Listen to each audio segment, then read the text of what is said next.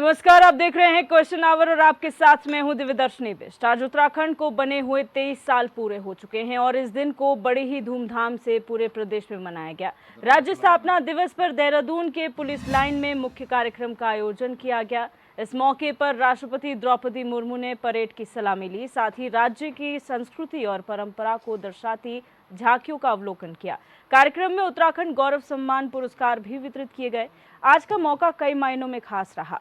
पहले ये कि ऐसा पहली बार हुआ है कि देश के राष्ट्रपति राज्य स्थापना दिवस के कार्यक्रम का हिस्सा बने हों और प्रदेश से पूरे देश को संबोधित किया हो। दूसरा ये कि पहली बार ऐसा हुआ है कि कई विभागों ने प्रदेश की उपलब्धि को दर्शाती हुई झांकियां निकाली, जो हमेशा सिर्फ 26 जनवरी में ही देखने को मिली है। तो आज का मौका खास रहा क्योंकि आज 23 साल जो है उत्तराखंड को बने हुए हो चुके हैं। इन 23 सालों में इस प्रदेश ने क्या खोया, क्या पाया, ये हमेशा चर्चा का विषय बना हुआ है। लेकिन आज जो खास बात रही वो ये कि राष्ट्रपति द्रौपदी मुर्मू आज की खास अतिथि रहीं। आज पहली बार ऐसा हुआ है 23 सालों में कि कोई राष्ट्रपति जो है वो स्थापना दिवस के मौके पर मुख्य अतिथि के तौर पर शामिल हुई हो और यहाँ से संबोधित किया हो। साथ ही साथ यहाँ पर जो है झांकियाँ निकाली गई, जो यहाँ पर उपलब्धियाँ हैं, कई विभागों की संस्कृति की झलक यहाँ पर देखने को मिली है। और अपने संबोधन में राष्ट्रपति ने कई ऐसी बातें कही हैं उत्तराखंड से जुड़ी हुई, जो ये सोचने पर मजबूर करती है कि वाकई कई ऐसी चीज़ें हुई हैं उत्तराखंड में इन 23 सालों में जिसने एक अमिट छाप इस पूरे देश में छोड़ी है। क्योंकि देवभूमि इस प्रदेश को कहा जाता है, इसका भी जिक्र राष्ट्रपति ने अपने संबोधन में किया। तो वहीं यहाँ पर जिस तरह से महिलाओं को सम्मान दिया जा रहा है, जो 30% क्षैतिज आरक्षण दिया गया है, वो भी कहीं ना कहीं जिक्र किया गया है उस बात का। और उन्होंने ये भी कहा है कि आज प्रदेश जो है वो यहाँ के लोगों की मेहनत के बदौलत जो है आगे बढ़ा है और नई ऊंचाइयों को वो छुएगा।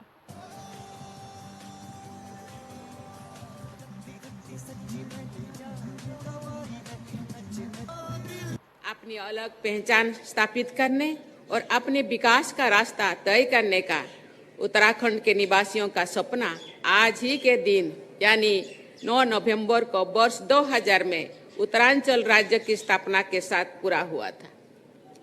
उस समय श्रद्धेय श्री अटल बिहारी वाजपेयी जी देश के प्रधानमंत्री थे। बाद में राज्य का नाम बदलकर उत्तराखंड रखा गया है। ये प्रसन्नता की बात है कि नई पहचान के साथ उत्तराखंड के परिश्रमी लोगों ने राज्य के लिए विकास और प्रगति के नित नूतन शिखरों पर अपने कदम जमाए हैं। 23 वर्षों में पहली बार भर्तियों में घोटाले करने वालों पर कड़ी कानूनी कार्रवाई के लिए हमने प्रदेश के अंदर सख्त नकल विरोधी कानून लागू किया है। 23 वर्षों में पहली बार धर्मांतरण को रोकने के लिए कानून लागू किया गया है और इन 23 वर्षों में ही हमने लैंड जिहाद और लव जिहाद के खिलाफ भी सख्त कार्रवाई की है। 23 वर्षों में पहली बार उत्तराखंड में समान नागरिक संहिता का कानून लागू करने के लिए तैयारी की जा रही है। पहली बार प्रदेश की महिलाओं के लिए 30% आरक्षण की व्यवस्था लागू की गई है। पहली बार भ्रष्टाचारियों पर सख्त कार्रवाई हुई है। तो एक दिन ऐतिहासिक आज का मुद्दा है। तमाम मेहमान इस चर्चा का हिस्सा बन चुके हैं। उनका इंट्रोडक्शन आपसे करा देते हैं। हमारे साथ दिगंबर नेगी जी भाजपा प्रवक्ता जुड़ चुके हैं। सुनीता प्रकाश जी कांग्रेस प्रवक्ता लाइव जुड़ी हुई हैं। डॉक्टर पंकज पेनुली यूकेडी नेता हैं और सुभाष जाजी वरिष्ठ पत्रकार हमारे साथ जुड़ चुके हैं। आप सभी मेहमानों का इस चर्चा में स्वागत है। सबसे पहले दिगंबर नेगी जी, आज एक ऐतिहासिक दिन रहा क्योंकि आज पहली बार इन 23 सालों में कोई राष्ट्रपति इस देश का आया हो एक मुख्य अतिथि के तौर पर और पूरे देश को यहाँ से संबोधित किया हो। शॉर्ट में पहले ये बताइए कि किस तरीके से आप देखते हैं आज के दिन को। सर्वप्रथम आपके इस लोकप्रिय टीवी चैनल HNN के माध्यम से मैं प्रदेश के समस्त नागरिकों को उत्तराखंड राज्य दिवस की हार्दिक शुभकामनाएं देता हूं। आपका चैनल भी इस राज्य की प्रगति के साथ आपका चैनल भी प्रगति करे, इसकी शुभकामना मैं आपके चैनल को भी देता हूं। उत्तराखंड बनने के बाद जो मूलभूत अवधारणा राज्य की थी उसको लेकर के बहुत सारे सकारात्मक सफलताएं राज्य को प्राप्त हुई हैं। इसमें सबसे पहला चीज़ जो मौलिक है वो है राज्य का जो इंफ्रास्ट्रक्चर है। गांव-गांव तक सड़कें पहुंची हैं, गांव-गांव तक बिजली पहुंची है, गांव-गांव तक पीने का पानी पहुंचा है। ये जो 3 मौलिक आवश्यकता हैं, इनकी पूर्ति करने में राज्य सफल रहा है। अब जो शेष कार्य रह चुका है उसमें स्वास्थ्य सुविधाएं, शिक्षा, यातायात, संचार, रोजगार, इन और पलायन जो एक बहुत बड़ा चिंता का विषय है, इस पे काम करने की सरकारों को चरणबद्ध तरीके से आवश्यकता है। और उसके लिए उत्तराखंड की युवा मुख्यमंत्री के नेतृत्व में चलने वाली यह जो भारतीय जनता पार्टी की सरकार है और उसके मुखिया श्री पुष्कर सिंह धामी जी इसके लिए प्रयासरत हैं। और हम सब उनसे आशा और उम्मीद रखते हैं कि वो राज्य को उत्तराखंड के शहीदों के सपनों को साकार करने वाला राज्य बनाने के लिए अपना पूरा योगदान दे रहे हैं। बिल्कुल। डॉक्टर पेनुली, आप किस तरीके से देखते हैं आज के दिन को, क्योंकि यूकेडी जो है एक क्षेत्रीय दल है, आप लोग यहाँ से जो है आंदोलन से जन्मी हुई आप लोग पार्टी हैं, आप किस तरीके से देखते हैं इस दिन को? जय बद्री विशाल और आपके सभी देखने वाले दर्शक और HNN को फॉलो करने वाले सभी लोगों को राज्य स्थापना दिवस की हार्दिक शुभकामनाएं मेरी तरफ से और यूकेडी की तरफ से। देखिए दिव्या जी, आज हमारे प्रदेश में महामहिम राष्ट्रपति आए हैं और ये हमारे लिए गौरव की बात है कि वो राज्य स्थापना दिवस पे हमारे इस प्रदेश में आए हैं, तो उसका राष्ट्रपति जी का धन्यवाद और उनका स्वागत है। दूसरी बात तब आपने करी कि ये प्रदेश जो बना और आज कहाँ स्टैंड करता है। सबसे पहले तो दिव्या जी, इस प्रदेश के साथ छल इसके जन्म से ही हो गया था, ठीक है, क्योंकि 23 अमेंडमेंट जो यूपी के अंदर करे गए, यूपी की विधानसभा में करे गए, और तीन अमेंडमेंट जो आपके केंद्र में करे गए, उससे इस राज्य की जो परिकल्पना और जिस स्ट्रेंथ का और जिस पावर का ये राज्य मांगा गया था वो राज्य नहीं मिला। खैर, जो भी हमें मिला 2000 में, उस राज्य को फिर भी लोगों को उम्मीद और आशाएं थी कि ये राज्य जो है ग्रोथ करेगा और हम जिस चीज़ के लिए सड़कों पे आए और हमने 42 शहादतें दी, वो चीज़ जो है हमें राज्य बनने के बाद यहाँ पे मिलेगी। अब उसमें मेन चीज़ क्या था? देखिए, सबसे पहले था कि हमारी संस्कृति और हमारे जो पहाड़ हैं उनके संरक्षण और रोजगार, ये 2 मेन मुद्दे थे जिनके लिए ये राज्य के लड़ाई लड़ी गई। अब इस सरकार ने 2018 में हमें मुंगेरी लाल के सपने दिखा के 1,20,000 का इन्वेस्टमेंट के नाम पे जो भू कानून ले लिया। अब हमारे प्रदेश में जो है वो भू कानून भी नहीं है, और जिसकी बाट हम जोह रहे हैं, जो हमें एक आश्वासन मुख्यमंत्री जी ने दिया था 2022 के इलेक्शन से पहले कि मैंने कमेटी बना दी है और उसके बाद भू कानून आएगा।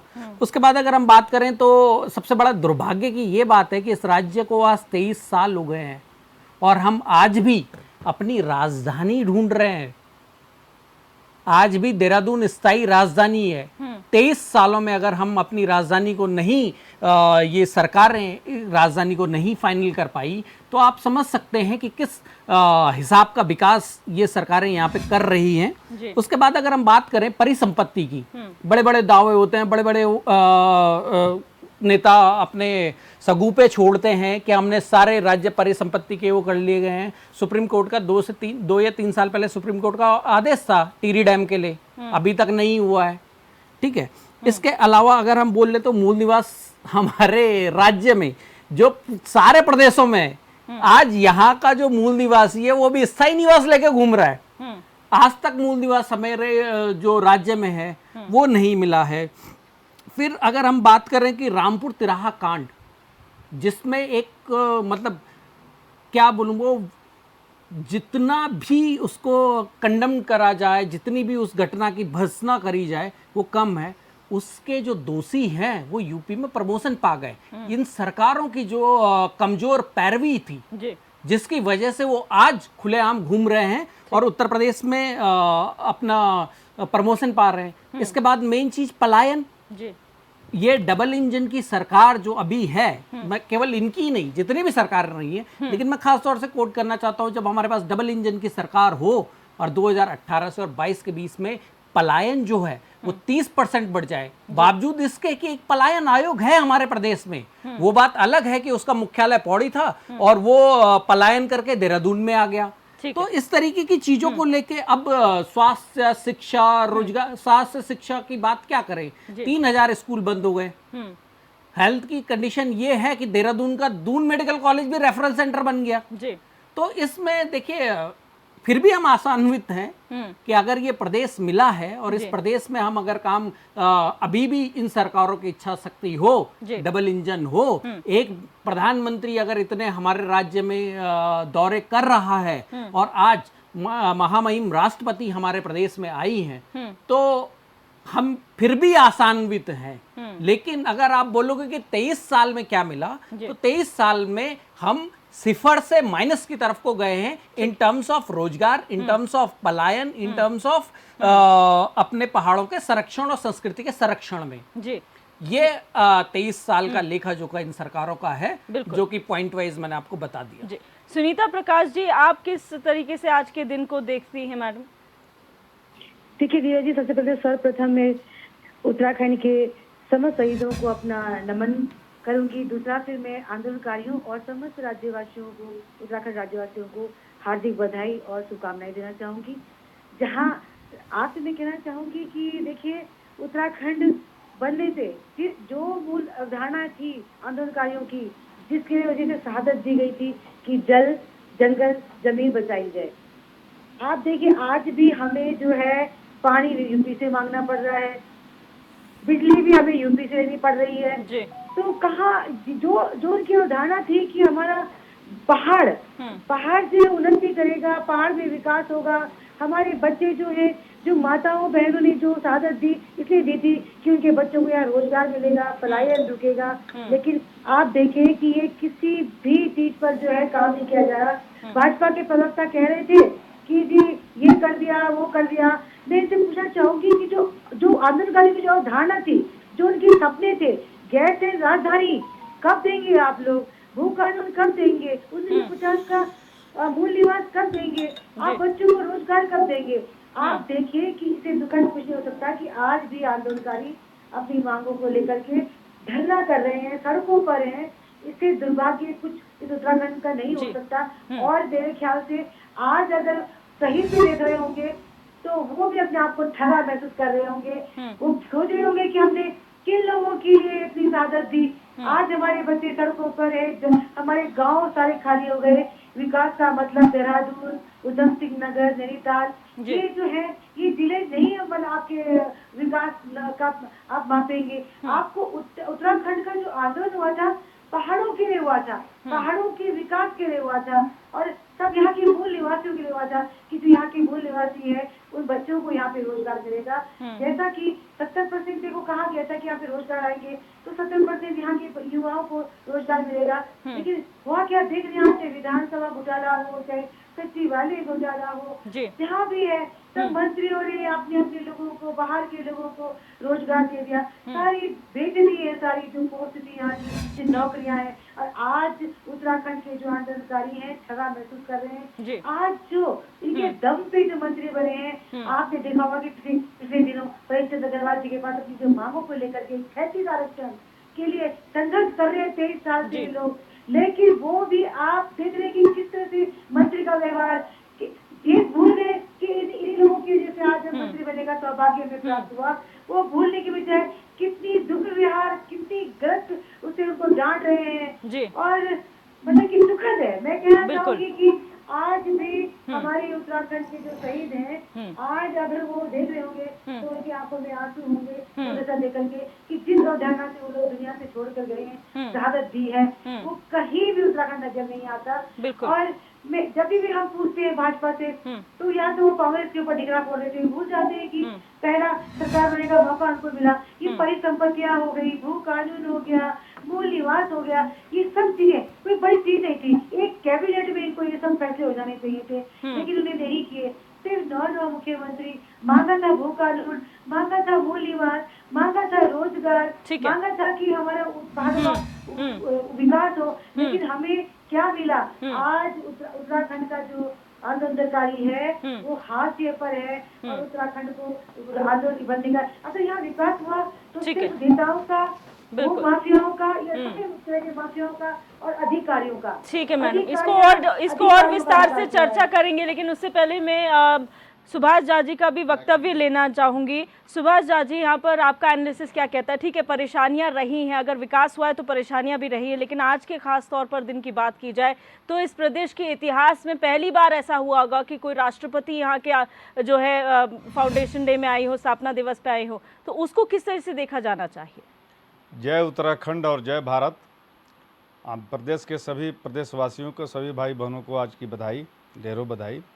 देखिए, मूल विषय यह है कि उत्तराखंड जो बना, उत्तराखंड के राज्य आंदोलन हुए कि इस राज्य को अलग किया जाए, वो इसलिए किया गया ताकि पहाड़ का जो मौलिक चीज़ है, वो उसकी संस्कृति, उसके कल्चर, उसके रोजगार, उसका रहन सहन, उसके लोग, उसका विकास हो सके। उसका सिर्फ उसका सांस्कृतिक विकास ही नहीं था, उसके प्राकृतिक विकास भी थे, उसके भौगोलिक विकास भी था, उसके रोजगार सृजन भी था, बहुत सारी चीज़ें थी।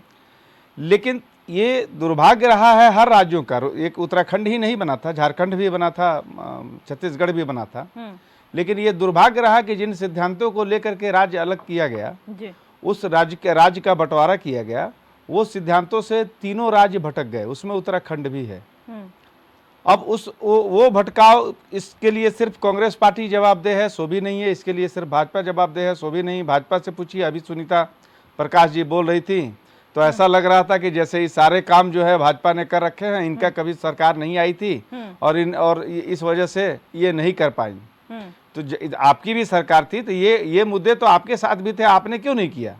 इसका जवाब सुनीता प्रकाश जी को देना चाहिए था, उन्होंने नहीं दिया। अब आते हैं भाजपा पर। तब चूंकि भाजपा सरकार में है तो भाजपा के प्रवक्ता बोलेंगे ही कि सब कुछ जय जय है, सब कुछ बढ़िया है, सब कुछ हमने करवा दिया। ये जो भाषा है, ये मूलतः प्रदेश का इससे नुकसान होता है। प्रदेश का नुकसान इसलिए होता है कि आप पार्टी की प्रवक्ता तो हैं, लेकिन आप भूल जाते हैं कि आप पार्टी के प्रवक्ता किस लिए हैं। ये पार्टी किस लिए है? उत्तराखंड के विकास के लिए है, उत्तराखंड के कल्याण के लिए है। पार्टी उसके बाद आता है। लेकिन होता क्या है कि मूलतः अब जो चरित्र बन गया है वो सभी पार्टियों का, ये पार्टी के प्रतिनिधि बन के ज्यादा बात करते हैं, उत्तराखंड के प्रतिनिधि बन के कम बात करते हैं। वो पार्टी में भी अगर गलतियां होगी तो आप तो पार्टी में जाके भी लड़ोगे ना कि भाई साहब लोग हमें रहने नहीं देंगे। वो चीजें अब नहीं हो रही हैं। चीजें ये हो रही हैं कि ये बात दिल्ली से तय होता है और राहुल गांधी जी के यहाँ से तय हो, मोदी शाह जी के यहाँ से तय हो, यहाँ तक कि यहाँ कौन क्या होगा छोटे लेवल पर भी वो भी वहां तय होता है। ये आके यहाँ समझाते हैं भाई साहब ये जो प्रोडक्ट है ये बहुत बढ़िया है, इसे खरीद लो। जस्ट ये चरित्र बन गया है। और यही चरित्र जो बन गया है वो दोनों पार्टियों का, ये इस वजह से उत्तराखंड के कई सारे मुद्दे, अभी इन्होंने ठीक कहा, मैं इसे सहमत हूँ कि अभी तक ठीक है गैरसैन, अगर मान लीजिए आप ये मानते हैं कि गैरसैन हमारे लिए व्यवहारिक तौर पर सही नहीं है, तो फिर आप लोगों को समझा लीजिए, इस बात पर एग्री कर लीजिए, एक सर्वदलीय बैठक बुलाइए, कहिए कि नहीं यहाँ जो है जमीन का दबाव बहुत ज्यादा है, पहाड़ी जमीन है, जैसे जोशीमठ में हुआ वैसे यहाँ भी होगा अगर राजधानी बनी तो। फिर आप इसी पे सहमति बना लीजिए, लेकिन ये तय कर लीजिए कि हमारी राजधानी देहरादून है। फिर तब वहां भी आधा तीतर आधा बटेर ये नहीं होना चाहिए। एक बात। दूसरी बात, जिस रोजगार के सृजन के लिए यहाँ काम हुआ कि यहाँ के लोगों को रोजगार मिलेगा, यहाँ के लोगों का विकास होगा, तो कभी झांकने की भी कोशिश कीजिए कि यहाँ के रोजगार पर कौन लोग रोजगार, यहाँ जो रोजगार सृजन हो रहा है उसमें कौन लोगों को रोजगार मिल रहा है, नहीं मिल रहा है। दूसरी बात, मूल मुद्दा तो ये था कि उत्तराखंड के अभी पलायन देखिए, 23 साल में सबसे ज्यादा आप डाटा उठाइए। मेरा जो डाटा कहता है, हालांकि वो पुष्ट डाटा नहीं है, लेकिन मेरा डाटा कहता है कि जिस समय 2000 में उत्तराखंड बना उस समय यहाँ पलायन जो था 10% थी, आज पलायन जो है 80% है। तो आखिर ये 70% का जो अंतर आया, तो ये किसके वजह से आया? इसका जवाब दे कौन है? क्या इसके लिए आप उत्तर प्रदेश को जवाब दे ठहराएंगे? इसके लिए आप अपने लोगों को जवाब दे ठहराएंगे ना? अब तो आपकी सरकार है, अब तो आप नहीं कह सकते कि आपके साथ सौतेला व्यवहार हो रहा है। अब आप ही के लोग आपके साथ सौतेला व्यवहार कर रहे हैं, ये समझना पड़ेगा। हमारे यूकेडी के प्रवक्ता हैं, हमारे आदरणीय नेगी जी हैं, हमारी बहन कांग्रेस की प्रवक्ता है। आखिर आपके बीच वो कौन लोग हैं जो आप ही के लोग आपको छल रहे हैं? बिल्कुल। और जब तक इसको आप चिन्हित नहीं करेंगे फिर आज का काम कैसे होगा? मूल सवाल ये है। बिल्कुल, हम चर्चा में आगे बढ़ेंगे, लेकिन उससे पहले रुकेंगे एक छोटी सी ब्रेक के लिए। आप कहीं मत जाइए और बने रहिए।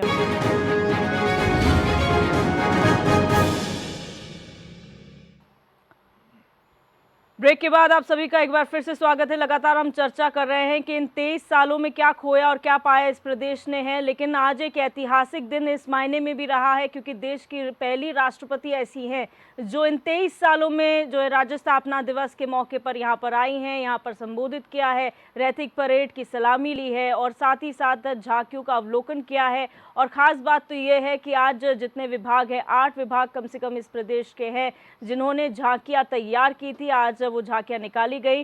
पहले हमेशा 26 जनवरी में ये झांकियाँ नज़र आती थी, लेकिन पहली बार ऐसा हुआ है कि राज्य स्थापना दिवस के मौके पर ये झांकियाँ दिखाई गई थी और तमाम वो जो काम सरकार द्वारा किए गए हैं उसको भी यहाँ पर जो है लोगों के सामने रखा गया। लेकिन सवाल आज भी वही उठता है कि जो सपनों का उत्तराखंड बनाने की मांग की जा रही थी, जिस सपने के साथ इस राज्य का गठन हुआ था, क्या वो पूरा हो पाया है? क्या 23 साल बाद भी अब भी हम उसी पोजीशन में हैं ये कहने के कि आखिर क्या हुआ है, कितना और करना बाकी है? क्योंकि कई ऐसी विकास योजनाएं हैं, चाहे भारतीय जनता पार्टी की सरकार रही हो, कांग्रेस की सरकार रही हो, आरोप प्रत्यारोप सबकी तरफ से किए जाते हैं, लेकिन एक्चुअल पोजीशन क्या है ये कोई भी बताने में अभी तक असफल रहा है कि कमियां कहाँ रही हैं। क्योंकि विकास के काम सब गिना सकते हैं, लेकिन कमियां बताना बहुत ज़रूरी है जिस पर आगे काम होना चाहिए, तभी बेहतर विकास इस प्रदेश का होगा। क्योंकि अगर सिर्फ सफलताएं बताते रहेंगे तो विफलताओं पर किसी का ध्यान नहीं जाएगा और उस पर सुधारीकरण नहीं होगा। तो मकसद यही है कि आज की चर्चा में वो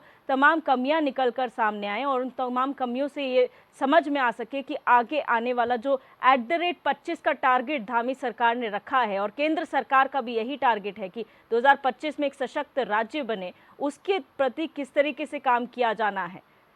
और तमाम मेहमान हमारे साथ लगातार बने हुए हैं। दिगंबर नेगी जी, पहले हमने सबका वक्तव्य जाना और वक्तव्य में जब हम एक ऐतिहासिक दिन कहते हैं तो उसमें चाहे विपक्ष हो, चाहे यहाँ पर हमारे विशेषज्ञ हों, उनकी तरफ से आता है कि अभी भी बहुत सारी कमियां हैं। क्या आप लोगों की नज़र में वो कमियां उजागर हुई हैं, चाहे वो विभागों की तरफ से हो या अपने आंतरिक कार्यकर्ताओं की तरफ से हो? राज्य स्थापना दिवस के दिन हमारे विपक्षी दल के साथियों का कई विलाप जो है शोभा नहीं देता है। जिस प्रकार भगवान श्री राम के राज्यारोहण से ठीक पहले कई के विलाप ने जो है अयोध्या में मातम ला दिया था, और ये हर्ष का दिन है। अपने निजी स्वार्थ की तरह, जैसे कई का अपना एक निजी स्वार्थ था कि मेरा बेटा ही राज्यारोहण करे, राजा बने, उसी प्रकार ये भी चाहते हैं कि हम कुर्सी पर बैठें, जबकि सब ने कुर्सी का स्वाद लिया है।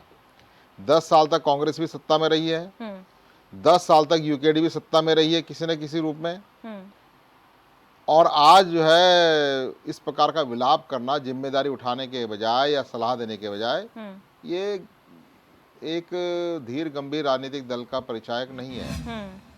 ये एक विजन की कमी को दर्शाता है।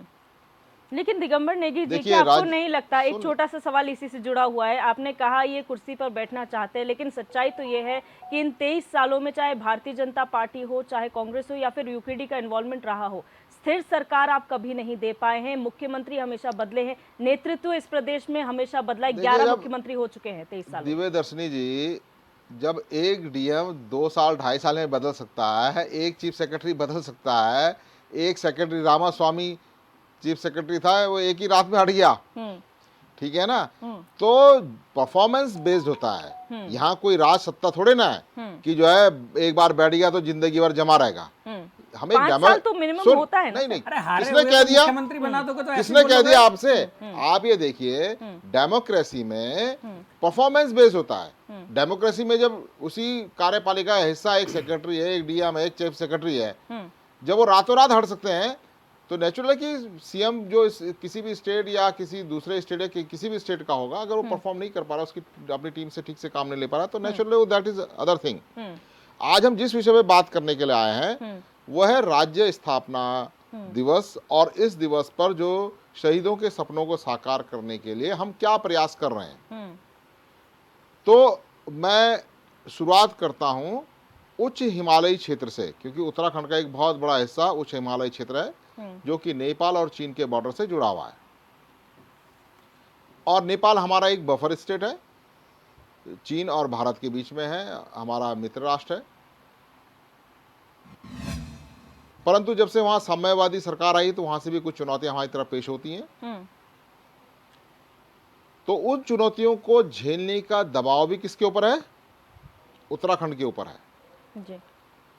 और उत्तरकाशी, चमोली और पिथौरागढ़ 3 जनपदों की जो सीमाएं हैं वो चीन से जुड़ी हुई हैं। और इसको लेकर के भारतीय, आप ये पूछे कि इसको लेकर भारतीय जनता पार्टी क्या कर रही है।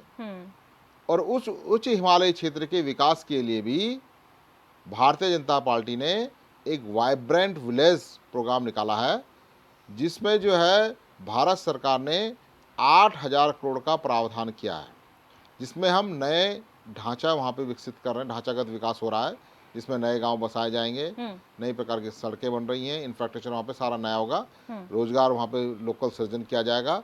और यहाँ तक कि वहाँ का जो जनजातीय समुदाय वहाँ पे जो पहले से जो परंपरागत खेती करता है, रोजगार करता है, उनको ही पुनः प्रशिक्षित कर कर वहाँ पर रहने के लिए उनको एक और अनुकूल वातावरण उनके लिए बनाने का कार्यक्रम चालू भारतीय जनता पार्टी ने किया है। जी। ठीक है, आप सुन लीजिए आप।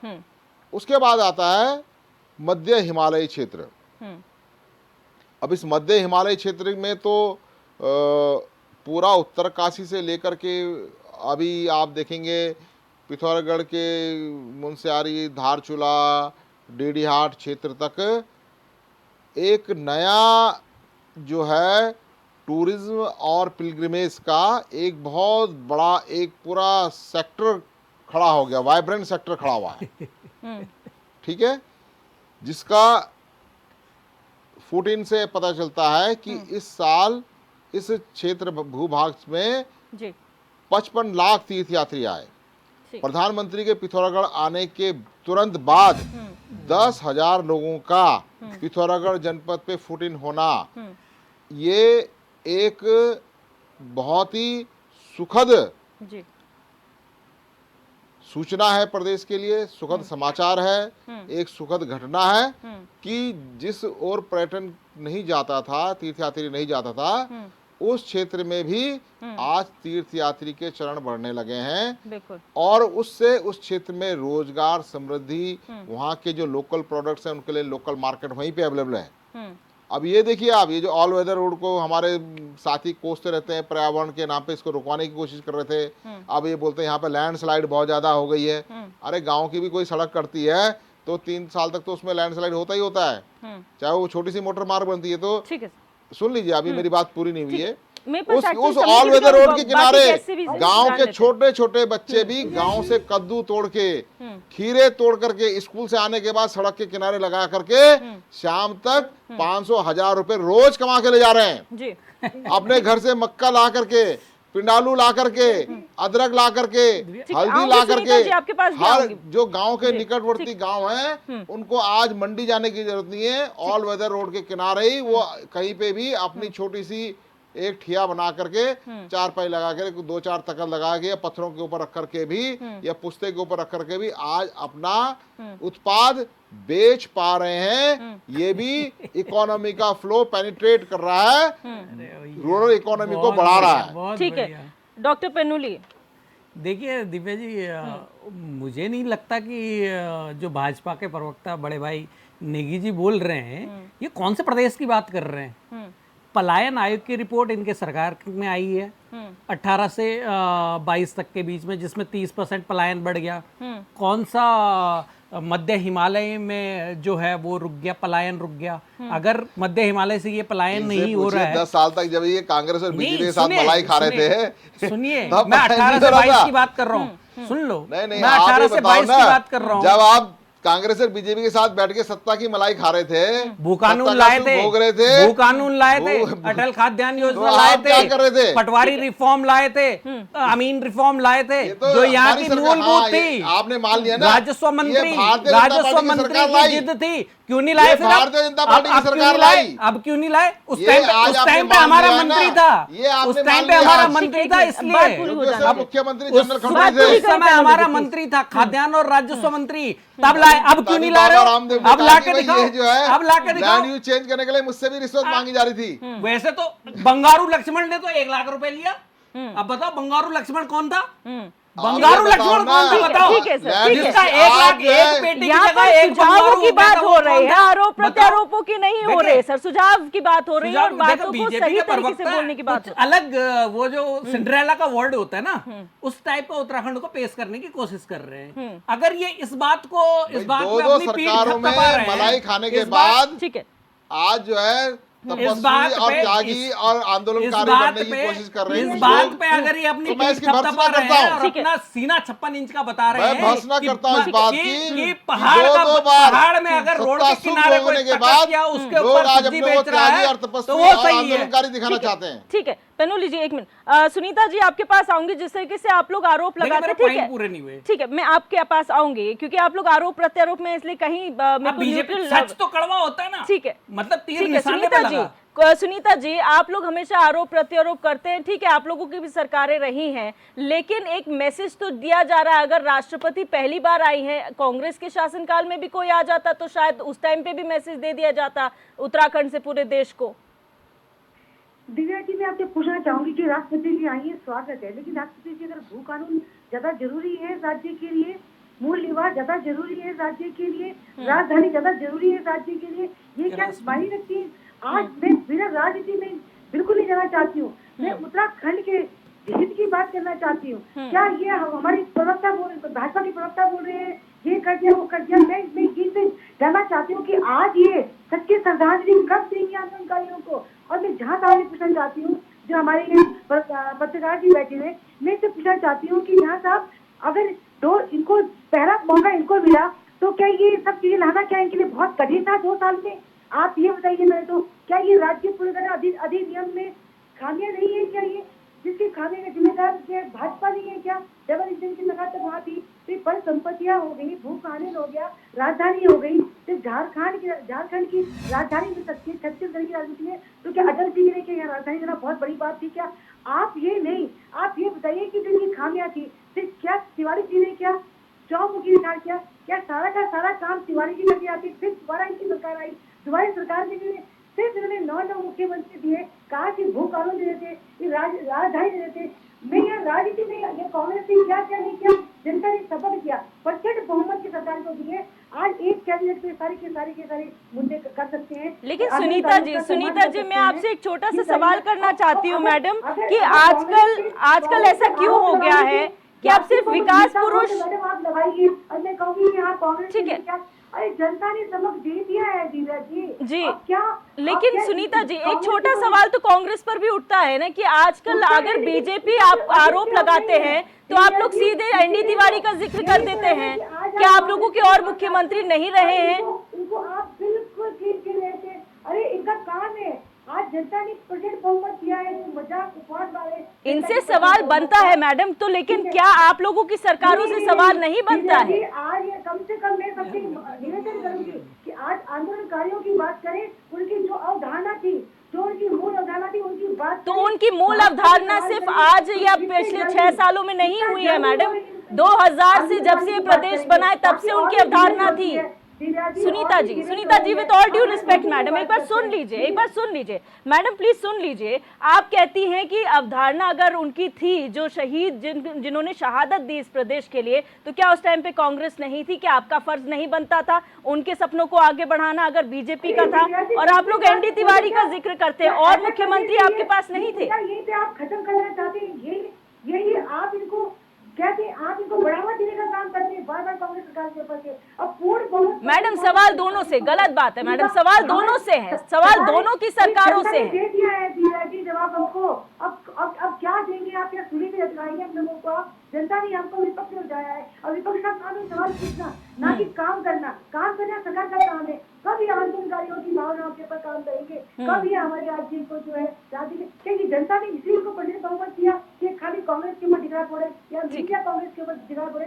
नहीं मैडम, ये गलत बात है, ये गलत आरोप है। Sunita ji again with all due respect madam, आप पे ठीकरा नहीं फोड़ा जा रहा है, हमारा काम ठीकरा फोड़ना नहीं है, हमारा काम सवाल पूछना है। कांग्रेस को वक्त दे, हम भाजपा को कहे कि प्रचंड बहुमत की मैडम पीछे से की हुई गलतियों का सीख तो लेनी पड़ेगी ना सुनीता जी, सीख तो लेनी पड़ेगी ना। हमारे बेरोजगारों को, बेरोजगार आज हमारे बच्चे धरने में, आज एकता जाइए मैडम, ठीक है। कितने मच्छर, कितनी गंदगी, वो बच्चे कितने कितने वहाँ बैठे हैं। ठीक है तो मैम। बच्चों को इंसाफ मिलेगा उससे, उसके ऊपर हमें आज बात करनी चाहिए। बाकी और भी डिबेट की होती है। मैडम, हमें सौभाग्य प्राप्त है कि हम उत्तराखंड के इकलौते न्यूज चैनल है और सौभाग्य ये कि हम ये खबरें दिखाते हैं, हम ये दिखा पाते हैं और जनता के बीच में रख पाते हैं। भाजपा की 6 साल हो रहे हैं, ठीक। 7वां साल भाजपा को चल रहा है। आज पूरा का पूरा इससे पूछने सकते हैं कि आप कब सच्ची श्रद्धांजलि ठीक है। हमारे आंदोलनकारियों को देंगे। सुभाष झा जी यहाँ पर फिर वही बोला जा रहा है कि आरोप प्रत्यारोप बीजेपी कांग्रेस आपस में करे तो ठीक, अगर मीडिया सवाल पूछे तो फिर हम किसी एक को मौका दे रहे हैं, दूसरे को नहीं। देखिए, सबसे पहली बात ये है कि पूरी की पूरी पार्टी, चाहे वो कांग्रेस हो चाहे भाजपा हो, इन लोगों ने तकिया कलाम बना लिया है कि इनसे कोई सवाल ना पूछे। और इनसे कोई सवाल पूछे, अगर नेगी जी से सवाल पूछिए तो वो कहेंगे आप कांग्रेसी हो गए, और प्रकाश जी से सवाल, सुनीता प्रकाश से सवाल पूछिए तो वो कहेंगे आप भाजपाई हो गई। अब सवाल उठ रहा है, पत्रकारिता तो अपना काम करेगा। आपको अगर आपको सुनीता जी मुझे बोल लेने दीजिए, सुनीता जी मुझे बोल लेने दीजिए। अब मैं आपके बात का जवाब दे रहा हूँ, अब मैं आपके बात का जवाब दे रहा हूँ। आपने सवाल पूछा था, आपने जो सवाल किया, मैं आपके सवाल का जवाब दूं। अपने सवाल का जवाब सुनिए, पहले अपने सवाल का जवाब सुनिए। बड़े आदर के साथ मैं कह रहा हूँ, अपने सवालों का जवाब सुनिए ना, अपने सवाल का जवाब सुनिए। मैं उसी सवाल पे आ रहा हूँ, मैम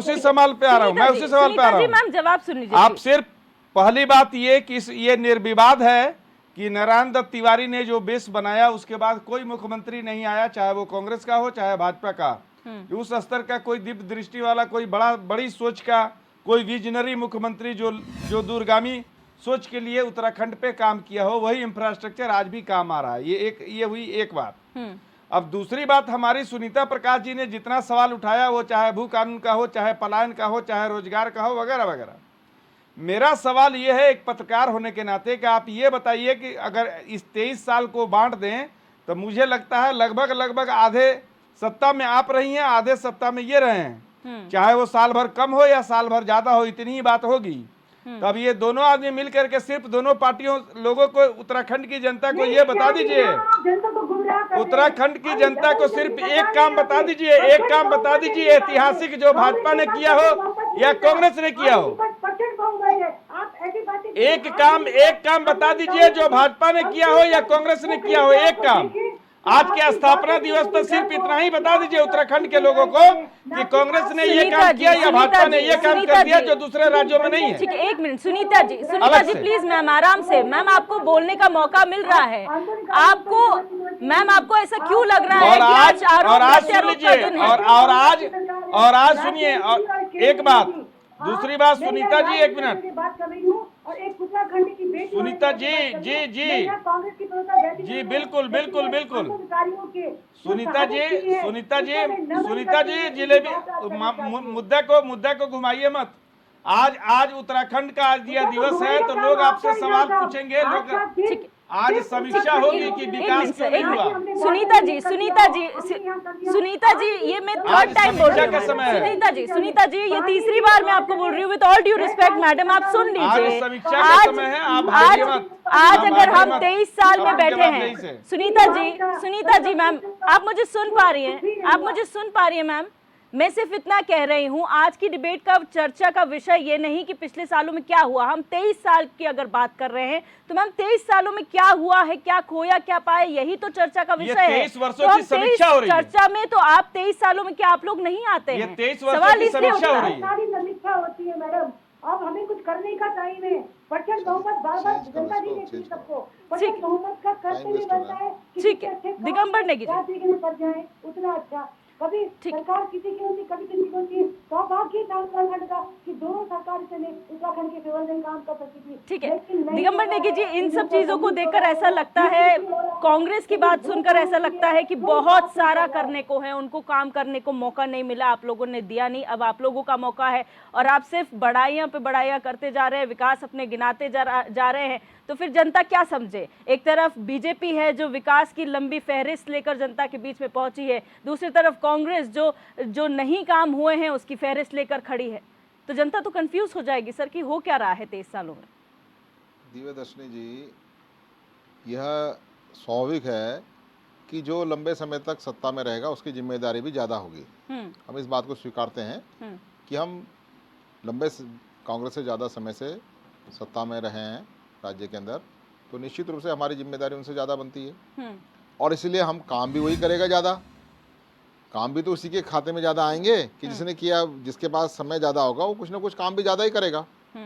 अब जो अभी तो पहले मैंने विषय गिनाए थे कि इन सेक्टर्स में हमारा काम हुआ है जी। राज्य बनने के बाद। अब कुछ सेक्टर ऐसे हैं जिन पे कि हमें काम करने की ज़रूरत है। उसमें जो जैसे इसी वर्ष जो है मिलेट ईयर है ये अंतर्राष्ट्रीय स्तर पे, तो उत्तराखंड के जो मिलेट्स हैं उनकी जो प्रोटीन वैल्यू है बहुत अच्छी है।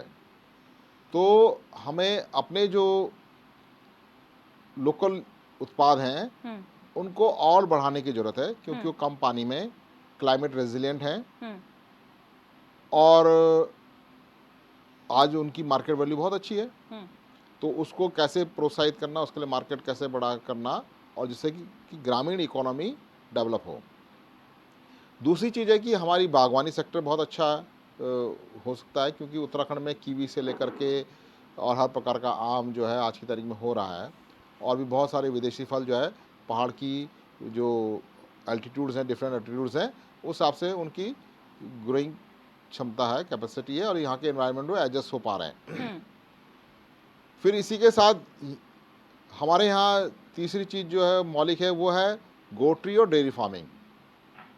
पहले गांव-गांव घर-घर में बहुत पर्याप्त मात्रा में दूध और हर घर में घी, किसी भी घर में आप जाओ तो गांव में बिना घी लगाए रोटी, और यहाँ तो हमने बचपन में तो कटोरी भर के घी खा रखा है। ठीक।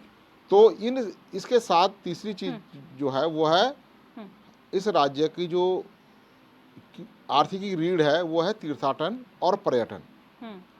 उसको डेवलप करने के लिए, उसको और पेनिट्रेट करने के लिए सरकारों ने कुछ काम बहुत अच्छे किए हैं। अलग अलग सर्किट बनाने की कोशिश की है, देवी सर्किट बनाने की कोशिश की है, शिव के सर्किट बनाने की कोशिश की है, महाभारत का सर्किट भी यहाँ पे उपलब्ध है। विवेकानंद जी के आने कारण से जो बंगाली लोगों के लिए विवेकानंद सर्किट अवेलेबल है। तो इस प्रकार से यहाँ पर हर प्रकार, हर देश दुनिया के हर प्रकार के श्रद्धालुओं के लिए उत्तराखंड के जो भूभाग है उसमें श्रद्धा के केंद्र है जिनको कि हम अच्छी तरीके से एक्सप्लोर कर सकते हैं और उसकी अच्छी मार्केटिंग कर सकते हैं। ठीक है और डॉक्टर अपनी इकोनॉमी को ऐड ऑन कर सकते हैं। डॉक्टर पेनुली, देखिए दिव्या जी, अभी जो दिगंबर नेगी जी ने जो दो तीन चीज़ें गिनाई हैं, उद्यान और मिलिट्स और तीर्थाटन। उद्यान की अगर हम बात करें तो उद्यान के बीच में क्या घोटाला है अभी आप सब लोग जानते हैं। दूसरी बात, मिलेट की बात करें तो कुछ दिनों पहले खाद्यान्न विभाग ने बोला कि हम 164 क्विंटल झंगोरा नहीं दे सकते हैं। ये इनकी मिलेट की योजना है। और तीर्थाटन की बात करें तो चारधाम यात्रा के अंदर जो खच्चरों के साथ हुआ, जो गंगोत्री और यमुनोत्री में पार्किंग के साथ हुआ, जो वहाँ पे अव्यवस्थाएं देखी गई, वो है। दूसरा, इनका विजनरी प्रधानमंत्री जी यहाँ आए और उन्होंने ये सारी चीज़ें देखी। तो बद्रीनाथ का जब आपने पहले प्लान बनाया था, मास्टर प्लान, उसमें कितनी खामियां हैं जो अब तुम्हें IIT रुड़की की टीम को वहाँ भेजना पड़ रहा है और IIT की टीम आपको बोल रही है कि आप ये नहीं कर सकते हैं जी। दूसरी बात, अमृतकाल के अंदर केदारनाथ का सोना गायब हो जाता है। चलो ये तो इनकी करंट की बातें थी। इस राज्य को 23 साल में क्या मिला? अंकिता भंडारी जैसा एक कांड, और मंत्री सड़कों पर लोगों को पीटते हुए मिले। ये सारी उपलब्धियां बीजेपी की हैं यहाँ पे। अभी नकल विरोधी, और सबसे ज़्यादा पेपर लीक बीजेपी के उसमें, और सारे पेपरों में बीजेपी के लोग इन्वॉल्व, चाहे वो हाकम सिंह हो, चाहे वो धारीवाल हो। और अभी UKPCS के प्रेसिडेंट ने जो रिजाइन दिया, उन्होंने क्या बोला, कितना दबाव उनके ऊपर था।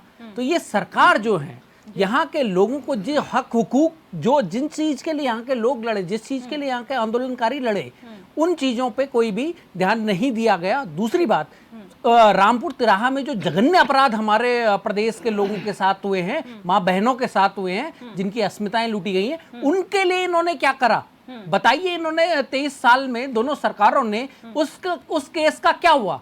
वो केस कहाँ है अभी? यूपी में वो लोग प्रमोशन पे प्रमोशन पा रहे हैं और वहां से हंसते हुए देखते हैं, लोग कर लो जो करना था।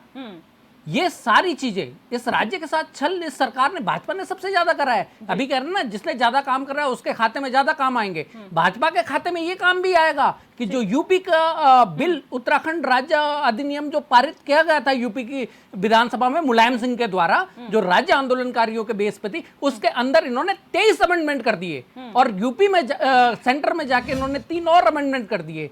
तो जो राज्य के जो नकदंतहीन जो इन्होंने राज्य दिया, जिसमें पावर थी, जिसमें पोजीशन थी, आज भी हम टिहरी डैम के लिए लड़ रहे हैं, आज भी हम अपनी परिसंपत्तियों के लिए लड़ रहे हैं। तो ये सारी चीजें जो है ये प्रदेश के साथ छला हुआ है। अब आप ये देखिए कि कौन सा ऐसा प्रदेश है जहां पे मूल निवास नहीं है, कौन सा प्रदेश है बता दीजिए मुझे भारत के अंदर जहां पे मूल निवास नहीं है, केवल उत्तराखंड को छोड़ के। ये सारी चीजों को, इन सरकारों की नाकामियां अगर 23 साल के बाद हम रिव्यू करके देखते हैं तो आंदोलनकारी आज ऊपर से रो रहे होंगे। अगर उनकी आत्मा देख रही होगी तो वो रो रहे होंगे आज कि इस दिन के लिए हमने उत्तराखंड नहीं बनाया था जहां पे राज्य आंदोलनकारियों के साथ एक मंत्री इतनी बदतमीजी करे। उनको इतना वो वीडियो क्लिप आपने सारे देखा होगा।